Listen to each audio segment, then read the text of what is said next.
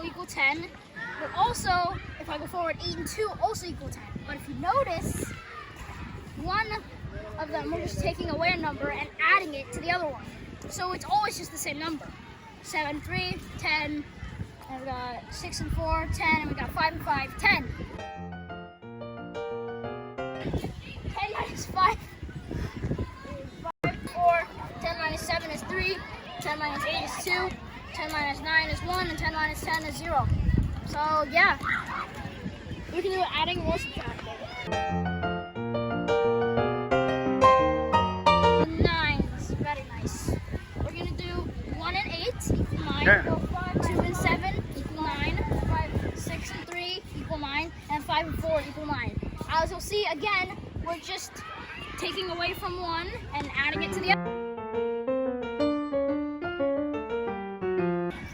Take 2 and 3 equal 5, 1 and 4 equal 5, and 5 and 0 equal 5. Okay, and we can do 10 and 5 equal 15, and we can do 9 and 6 equal 15, and we got 8 and 7 equal 15. Again, we're just taking away from one number and adding it to the other.